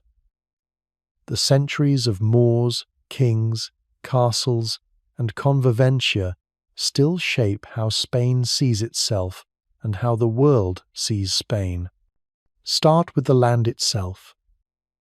Wander through Andalusia, and you'll find names that whisper of Arabic roots: Guadalquivir, Alhambra, Medina. These aren't just pretty words, they're echoes of the Moorish centuries. Spanish as a language absorbed thousands of Arabic terms, from algebra to aceituna, olive. Even the rhythm of flamenco, often thought of as quintessentially Spanish, carries traces of the Moorish scales and the laments of Sephardic Jews. Music, food, and words intertwine, reminding Spaniards that their identity is stitched from many threads. Architecture might be the most visible legacy. Think of the Great Mosque of Córdoba, the Alhambra of Granada, or the Giralda Tower in Seville. These masterpieces didn't vanish when Christian kings took over. They were adapted, reshaped, and folded into the fabric of Spanish cities. The Mosque of Córdoba became a cathedral, with Gothic arches rising inside a forest of Islamic columns.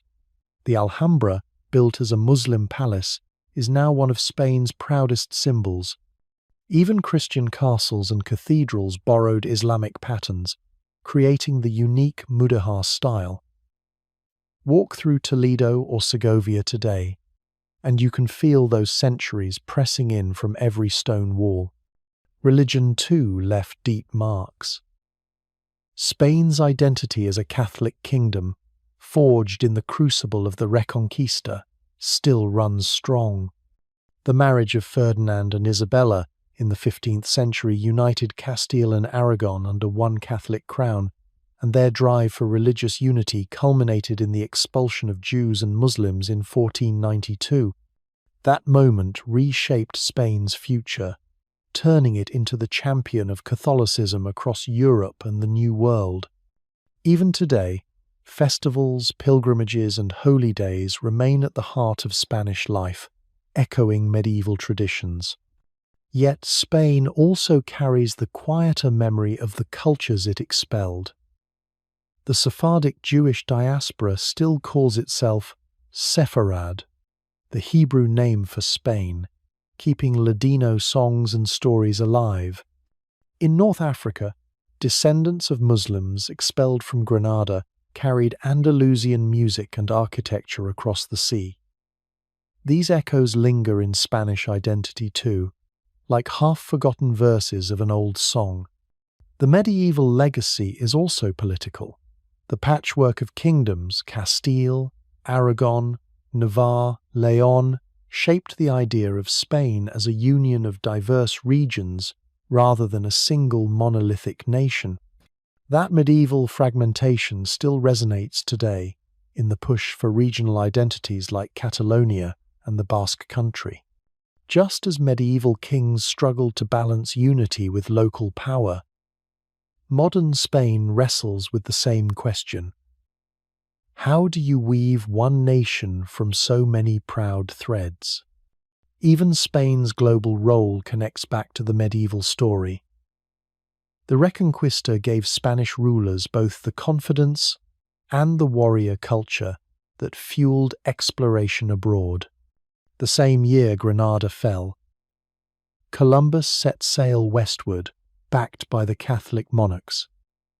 Spain's empire, with all its triumphs and tragedies, was born directly out of that medieval crucible. When Spaniards look at their history of conquest and colonization, they're looking at an inheritance rooted in the medieval drive for expansion and faith. And then there is the spirit of convivencia, the cultural coexistence of Jews, Christians, and Muslims. Though it was never a perfect harmony, the memory of those centuries lingers as a symbol of what Spain once achieved. A crossroads of civilizations.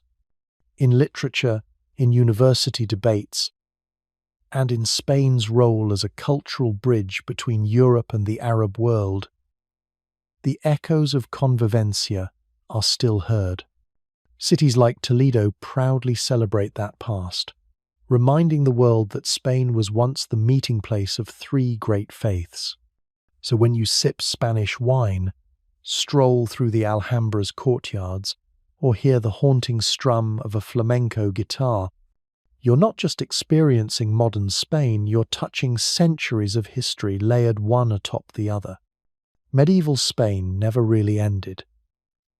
It flows like an underground river, surfacing again and again in language, art, politics, and identity.